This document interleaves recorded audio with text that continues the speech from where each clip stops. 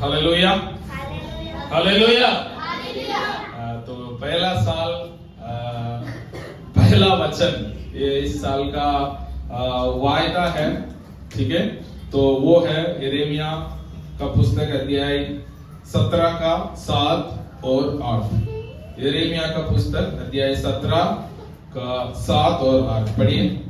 धन्य है वह पुरुष जो यहोवा पर भरोसा रखता है, जिसने परमेश्वर को अपना आधार माना हो।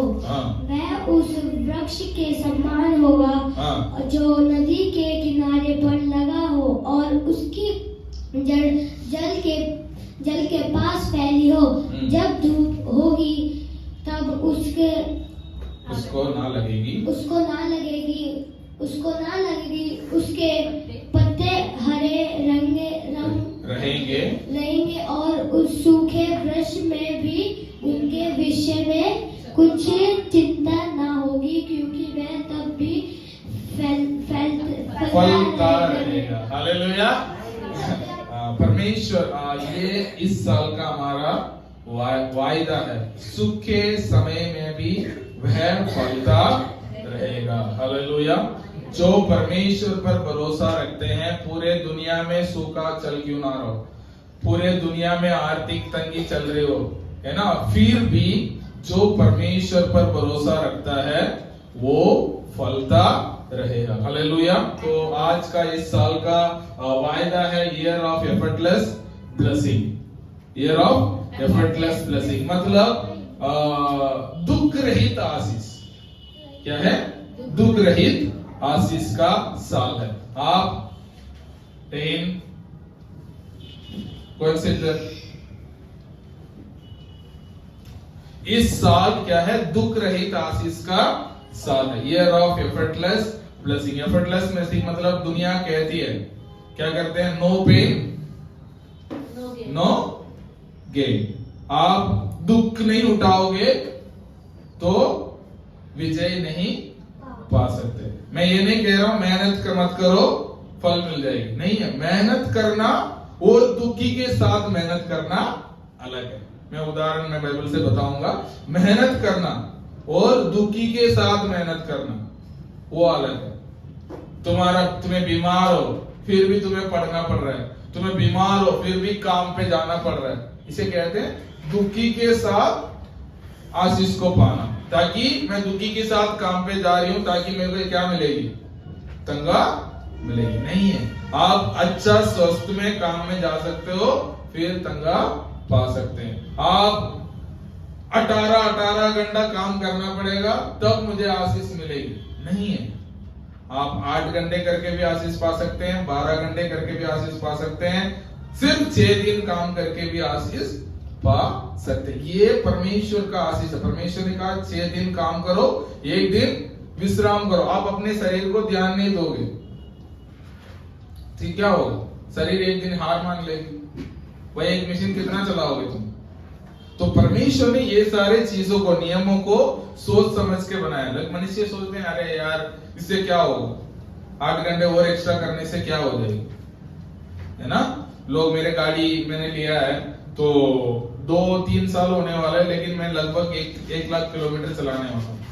तो मतलब जितना मैं ज्यादा चलाता हूँ उतना इंजन का ताकत कम होता रहेगा। कई लोग हैं 3 साल हो गए उनकी गाड़ी बिल्कुल नहीं है,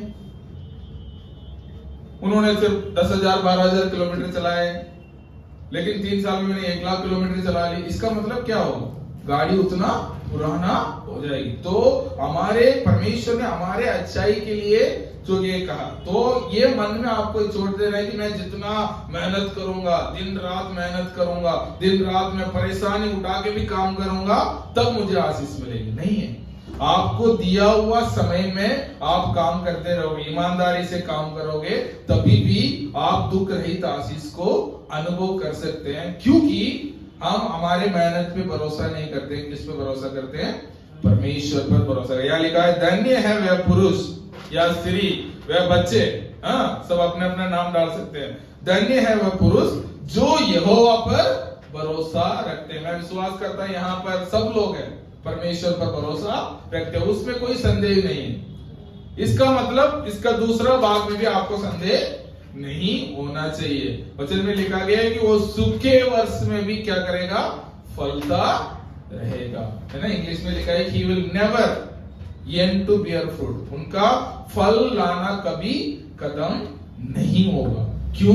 क्योंकि वो यहोवा पर भरोसा रखता है। देखिए ये दुख या दर्द ये कहां से आया? ठीक है, बीमारी एक दुख है ना। बीमारी की वजह से लोग दुख रहते हैं, लड़ाई की वजह से लोग दुख रखते हैं, बहुत सारे कारण में क्या करते हैं, लोग दुख रहते हैं। आर्थिक तंगी की वजह से पैसा नहीं है, फिर भी तब लोग दुखी रहते हैं। दुखी होना कहां से आया? परमेश्वर ने जब मनुष्य को बनाया बहुत खुशी के साथ बनाया। आदम हवा को बहुत सारे पूरा आदम का वाटिका दिया, बहुत आनंद से वो लोग रह सकते थे, रह रहे थे। लेकिन दुखी कहां से आया? दुखी का मूल आपको जानना जरूरी है, तभी आप जान सकते हो दुख रहित जीवन क्या होता है। दुखी का मूल कहां से शुरू हुआ? उत्पत्ति से शुरू हुआ। एक वचन आप पढ़िए, उत्पत्ति अध्याय 3 का 17। उत्पत्ति अध्याय 3 का 17। और आदम ने उससे कहा, और आदम से उसने कहा, तूने जो अपनी पत्नी की बात सुनी, तूने जो अपनी पत्नी की बात सुनी, और जिस वृक्ष के फल के विषय में मैंने तुझे आज्ञा दी थी, जिस वृक्ष के फल के विषय में तूने आज्ञा दी थी कि तू उसे ना खाना, उसको तूने खाया है, उसको तूने खाया है, इसलिए भूमि तेरे कारण श्रापित है, भूमि तेरे कारण श्रापित है, तू उसकी उपज जीवन भर दुख के साथ खाया करेगा, उसका उपज तू जीवन भर दुख के साथ खाया करेगा। तो ये दुखी के साथ खाना कहां से शुरू हुआ? परमेश्वर ने जब मनुष्य को श्राप दिया था, परमेश्वर की आज्ञा का उल्लंघन करने का वजह से इनको श्राप मिली। क्या श्राप मिली? तुम जीवन भर क्या करोगे? दुखी के साथ तुम्हें उपज मिलेगी। तो यहां से शुरू हुआ दुख।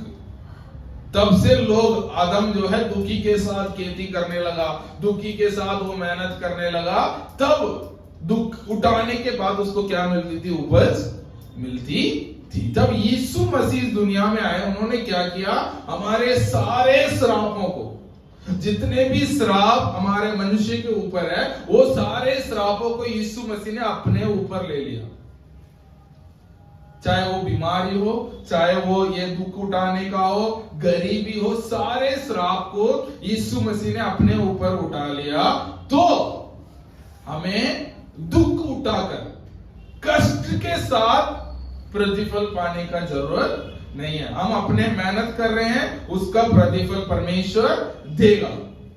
तो दुख रहित आशीष जो है हमारा भाग है। हालेलुया। तो ये दुखी को, ये श्राप को परमेश्वर ने क्या किया? खत्म किया। यहां लिखा गया है कि आदम से उससे कहा कि तूने जो अपनी पत्नी की बात सुनी है और जिस वृक्ष का फल का विषय में आज्ञा दी है तुमने खाया। उन्होंने क्या किया? परमेश्वर की आज्ञा को तोड़ा, अपने पत्नी का बात सुना। तो इसे लोग, कई सारे लोग बोलते हैं पत्नी के बात नहीं सुनना चाहिए। नहीं है, बात वो नहीं है। जब परमेश्वर ने कुछ बोला हो, उसे तोड़कर पत्नी की बात को नहीं सुनना चाहिए। कई सारे लोग, आदमी लोग सोचते आ रहे तो हमारे तो वचन में लिखा है पत्नी की बात सुना, इस वजह से हम परेशान में है। नहीं है, वो नहीं है। पत्नी की बात तब सुनना नहीं चाहिए जब परमेश्वर, जैसा परमेश्वर ने बोला एक दिन विश्राम करना हो, तो पत्नी बोल रहे तुम काम पे जाओ, तब तुम बोल सकते मैं तुम्हारी बात नहीं सुनूंगा। क्योंकि यहां क्या हुआ था? परमेश्वर ने बोला उस बगीचा में जितने भी फल है सब तुम खा सकते हो, लेकिन एक पेड़ है बीच में, उसका फल तुम्हें नहीं खाना है। तब पत्नी ने उसी फल को तोड़ के इसको खिलाया। तो इसने क्या कर दिया? खा लिया। परमेश्वर ने क्या बोला? नहीं खाना, पत्नी ने बोली खा लो। तब इसने क्या किया? उनको सुना। इसलिए क्या हुआ? वो गलत हो गया। तो लोग क्या बोलते हैं आजकल? बहुत सारे आदमी लोग हैं, बोलते हैं हमें तो पत्नी का बिल्कुल सुनना ही नहीं। ऐसा नहीं है, हाँ, यदि लेकिन परमेश्वर क्या कहे, परमेश्वर ने पत्नी को एक मददगार के रूप में बनाया।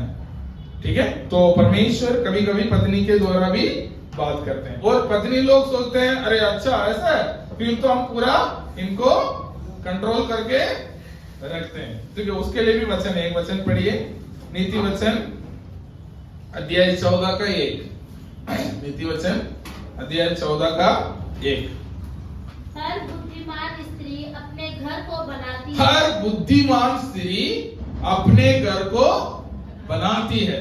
हाँ, पर मूढ़ स्त्री उसको अपने ही हाथों से ढा देती है। हाँ, मूढ़ स्त्री अपने ही हाथों से क्या करती है, ढा देती है, तोड़ देती है। मतलब घर को बनाने वाला भी स्त्री है, घर को बिगाड़ने वाला भी स्त्री हो सकता है। क्यों? यदि वो बुद्धिमान स्त्री है, परमेश्वर को सुनती है।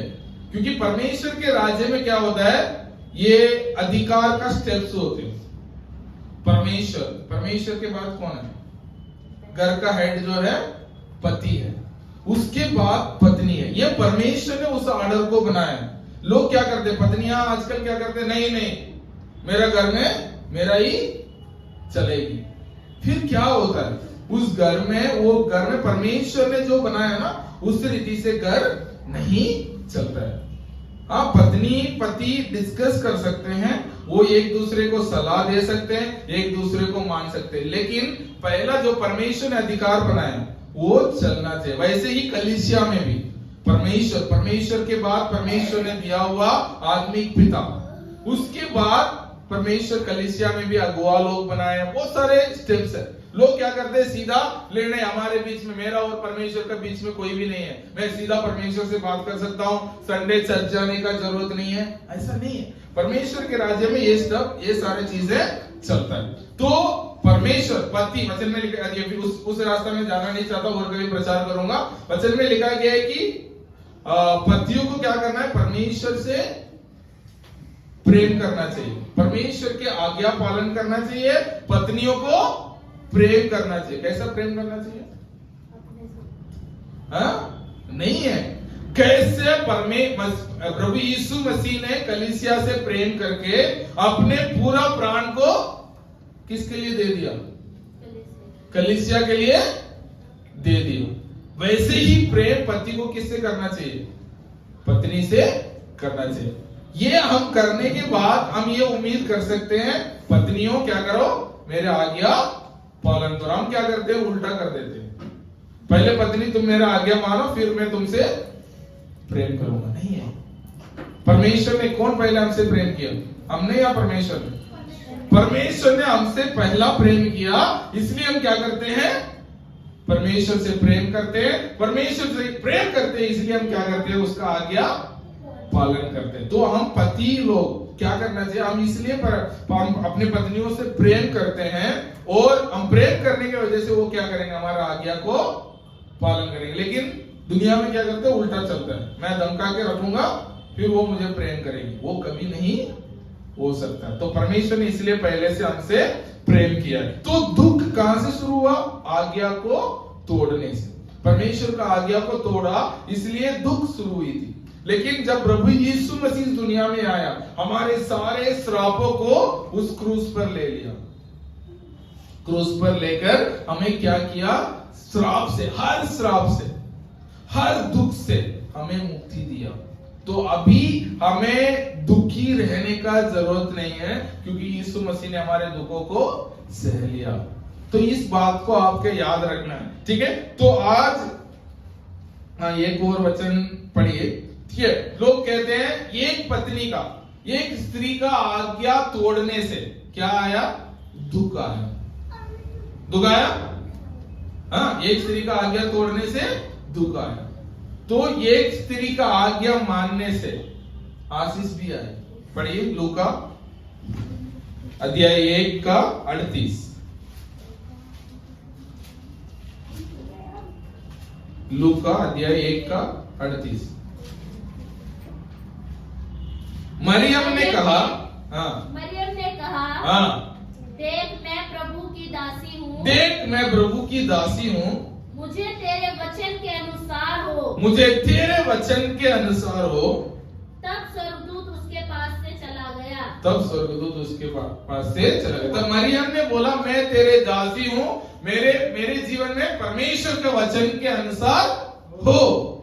उसका जीवन के द्वारा कौन आया? यीशु मसीह दुनिया में आए। यीशु मसीह के द्वारा हमारे दुख तकलीफ खत्म भी हुए। हालेलुया।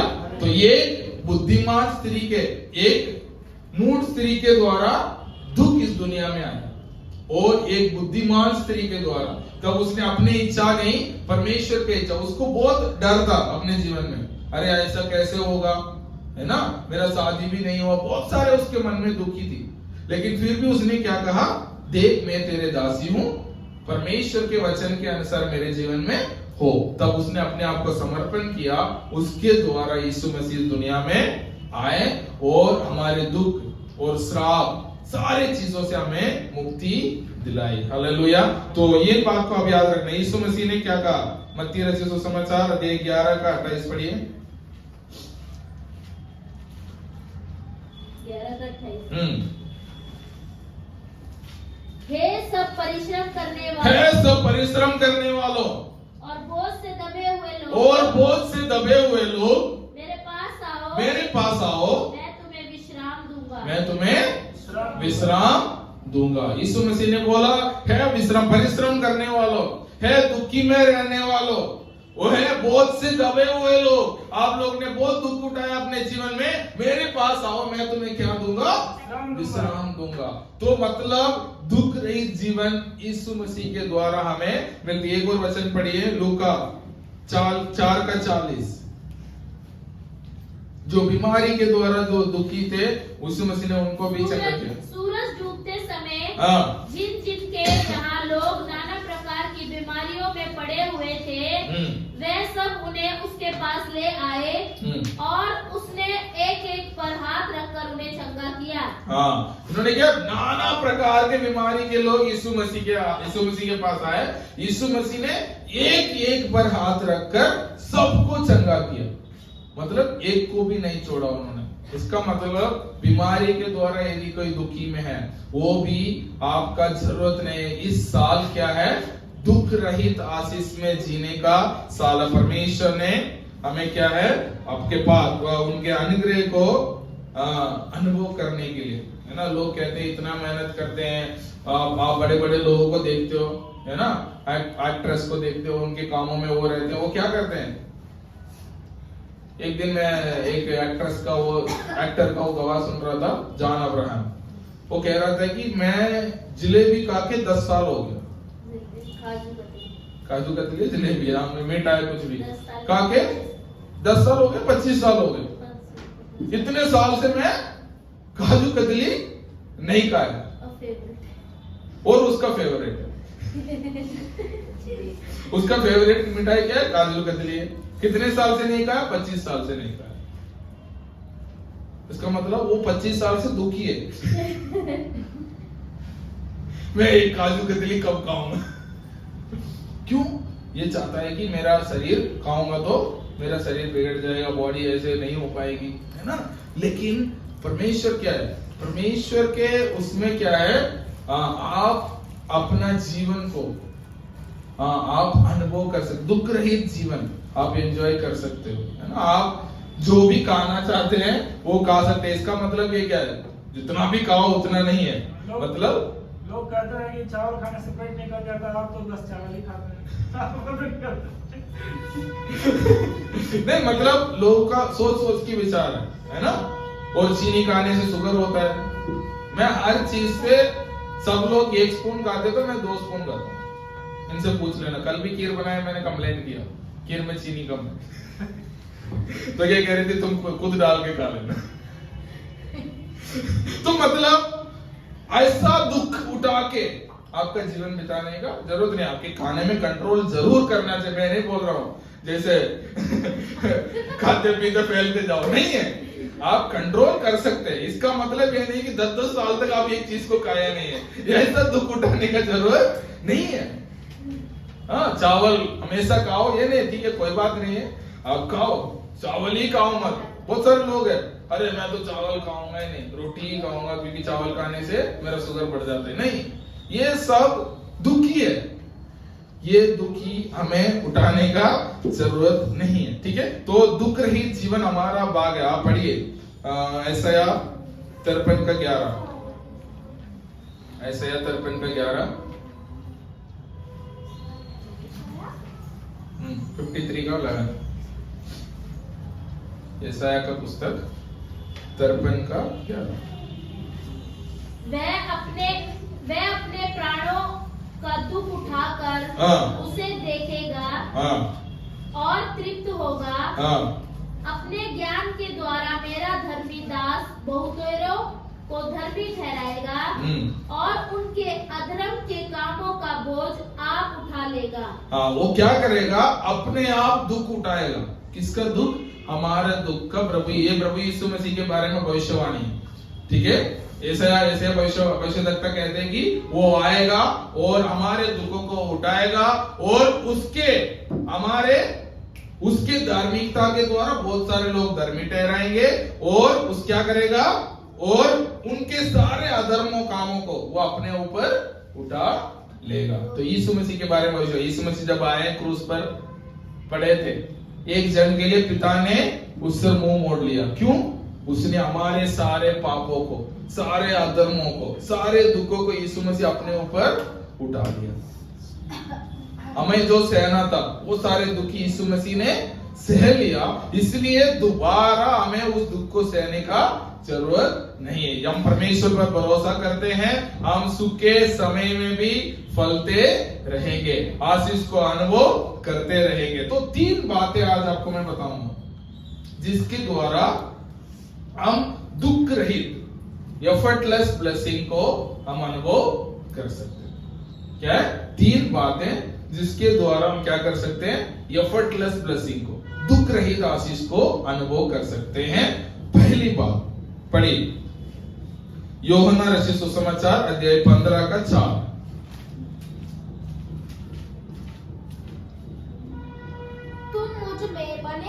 तुम मुझ में बने रहो और मैं तुम में।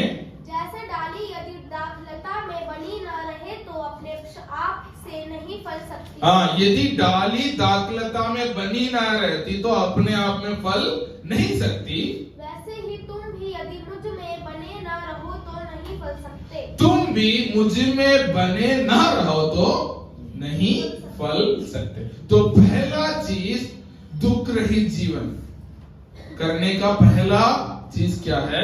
हमें प्रभु यीशु मसीह के साथ कनेक्ट होते रहना है, मिले हुए रहना है, या प्रभु यीशु मसीह में बने रहना है। परमेश्वर पर भरोसा को बना के रखना है हर परिस्थिति में। जब अच्छा समय है, सब लोग खुशी के साथ, हाँ सब कुछ ठीक है, परमेश्वर बहुत अच्छा है, हाँ परमेश्वर भला है, सब कुछ हम कर सकते हैं।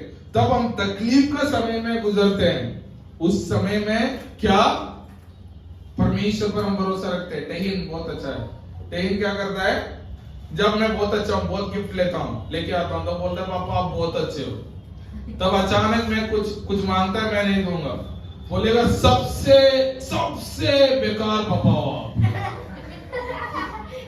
क्या कहते हैं? सबसे बेकार पापा हो, है ना भाई? हाँ, सबसे गंदा पापा, आप कुछ भी नहीं दिलाते हो।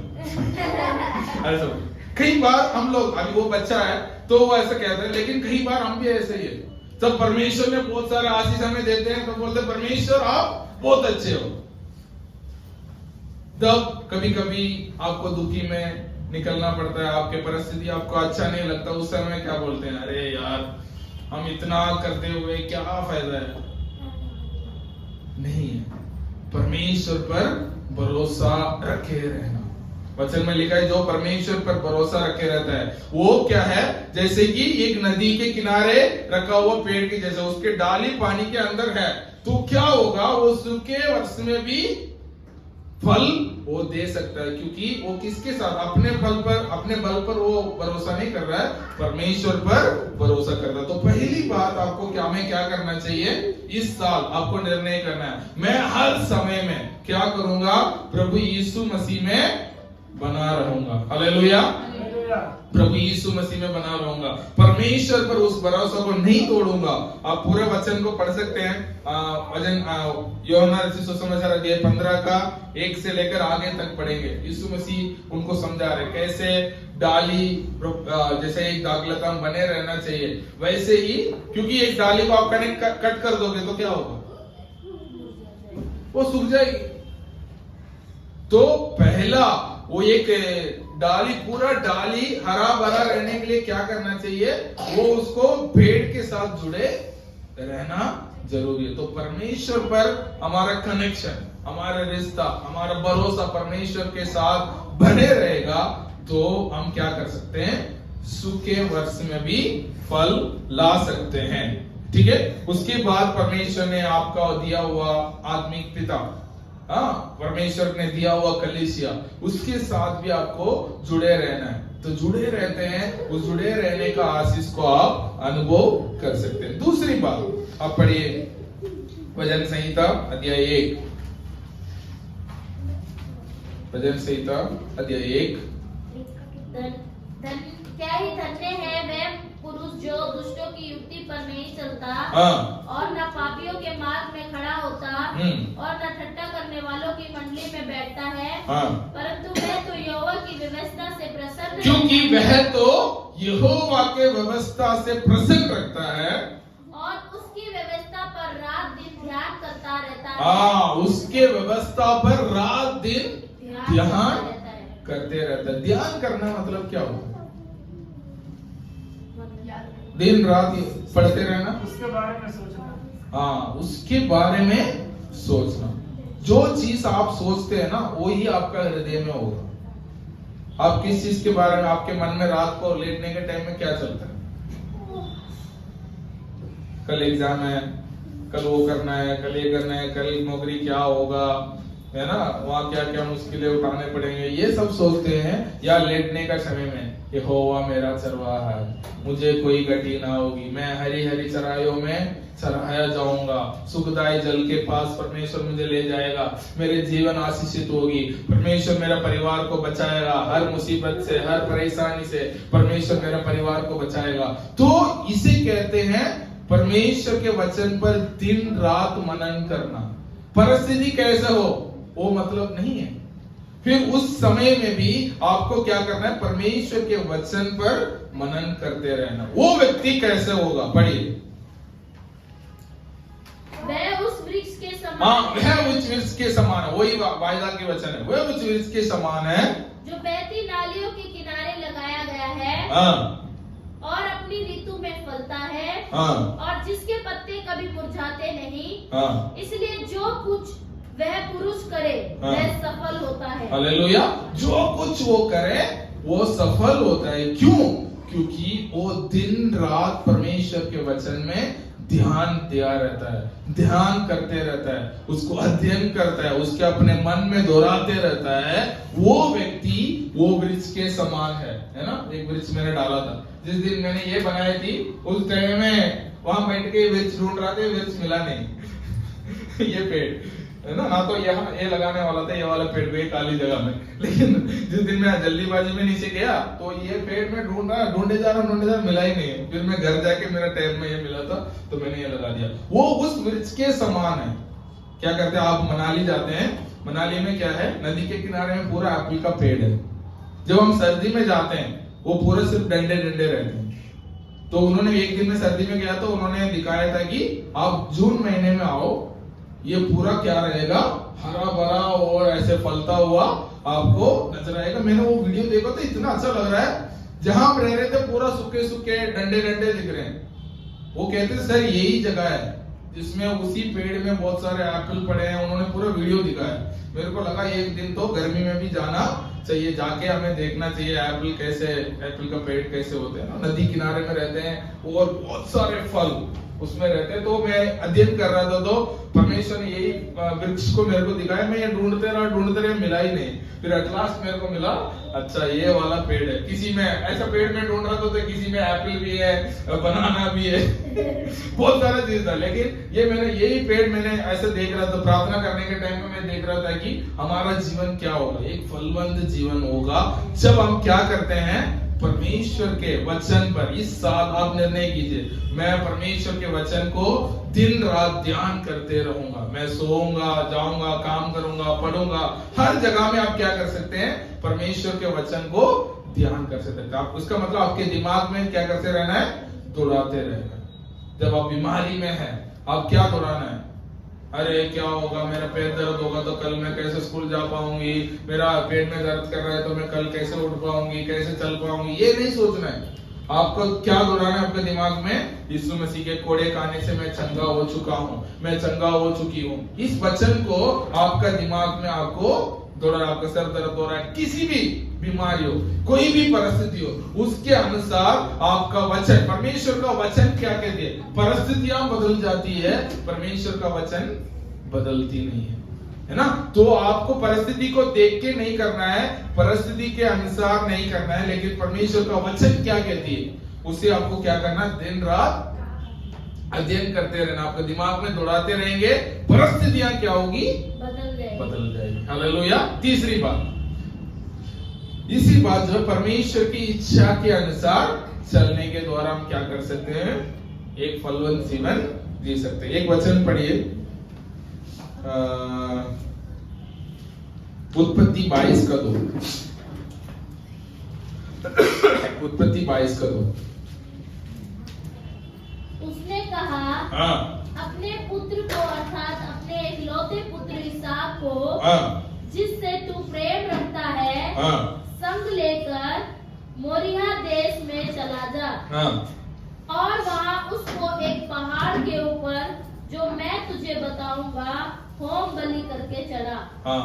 तो अब्राहम को क्या किया था, आपको कहानी पता है, नहीं पता है, ये वाला कहानी पता है। अब्राहम को परमेश्वर ने बोला, एक ही बेटा था, उस बेटा को तुम क्या करो, मेरे लिए बलि चढ़ाओ। लेकिन यहां लिखा है कि मैं जिस पहाड़ पर तुझे बलि चढ़ाने के लिए बोलूंगा, उस पहाड़ पर तुम्हें क्या करना है, बलि चढ़ाना है। इसको हम क्या कहते हैं, परमेश्वर की इच्छा, परमेश्वर के वचन के अनुसार, परमेश्वर कैसे हम अगुवाई करते हैं उसके अनुसार चलते। अब सोच लो अंत में क्या हुआ, आपको पता है, नहीं पता। तब उसको बेटा को मारने ही वाला था, परमेश्वर ने बोला तुम्हारे बेटे के ऊपर हाथ मत डालना, मैं बलि के लिए दूसरा मेढ़ा को मैंने तैयार कर दिया है, सामने देख, वहां एक मेढ़ा फंसा हुआ। एक पढ़िए 22 का 13 और 14। तब अब्राहम ने आंखें उठाई, हाँ, क्या देखा कि उसके पीछे एक मेढ़ा अपने सींगों से एक झाड़ी में फंसा हुआ है। हाँ, अतः अब्राहम ने जाके उस मेढ़े को लिया, हाँ, और अपने पुत्र के स्थान पर उसे होम बलि करके चढ़ाया। हाँ, अब्राहम ने उस स्थान का नाम यहोवा यिरे रखा। हाँ, अब्राहम ने उस स्थान का नाम यहोवा यिरे रखा।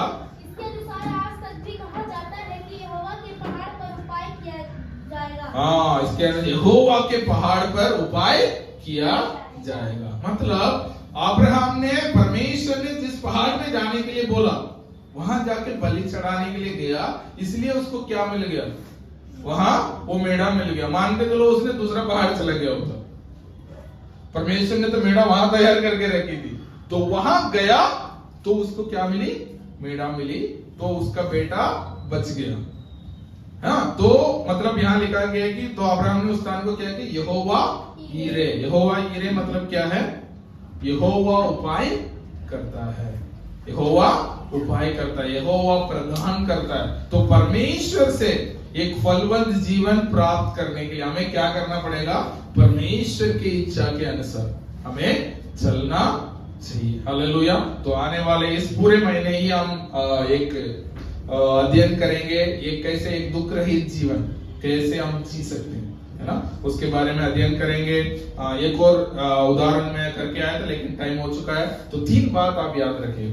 पहली बात क्या है, हमें यीशु मसीह के साथ जुड़े रहना है। इसका मतलब परमेश्वर पर हर परिस्थिति में भरोसा रखना है। जैसे कि एक डाली एक पेड़ के साथ जुड़े रहती है तो वो फलवंत रहती है, तो हम भी यीशु मसीह के बिना, परमेश्वर के बिना फलवंत जीवन नहीं जी सकते। दूसरी बात, परमेश्वर के वचन को अध्ययन करने के द्वारा, दिन रात हमारे दिमाग में दौड़ाते रहने के द्वारा हम क्या कर सकते हैं, एक फलवंत जीवन जी सकते हैं। तीसरी बात, परमेश्वर के वचन के अनुसार, परमेश्वर की इच्छा के अनुसार चलने के द्वारा एक फलवंत जीवन, एक दुख रहित जीवन को हम अनुभव कर सकते हैं। मैं आशीष देता हूं आप सबके लिए, इस साल आपको एक दुख रहित साल होने पाए, है ना। मेहनत करो, लेकिन ये ऐसा मेहनत मत करो दुखी के साथ, ये मत सोचो। आप परमेश्वर से प्रार्थना करो, परमेश्वर मैं मेहनत कर रहा हूं, उसका प्रतिफल आप देंगे, क्योंकि मैं आपके साथ जुड़ा हुआ हूं, मैं आपके वचन के अनुसार चल रहा हूं और आपके वचन को मैं दिन रात अध्ययन करता हूं, इसलिए दुख रहित जीवन मेरा बाग है, एफर्टलेस ब्लेसिंग मेरा बाग है। इस साल इस आशीष को हम अनुभव करेंगे। आए सब लोग खड़े होंगे, प्रार्थना करेंगे इस वचन के अनुसार। परमेश्वर, मैं एक नदी के किनारे रखा हुआ पेड़ के समान है, सूखे वर्ष में भी फल लाऊंगा, दुखी के दुख मेरे जीवन का भाग नहीं है। मैं एक नदी के किनारे हुआ रखा हुआ पेड़, वो हर सीजन में उसके पत्ते हरे होंगे, वो हमेशा फलता रहेगा। तो हम प्रार्थना करेंगे परमेश्वर हमारे जीवन को भी ऐसे ही आशीष देने पाए। सब लोग मिलकर प्रार्थना, थोड़ा देर अपने मुंह खोलकर परमेश्वर को धन्यवाद दे।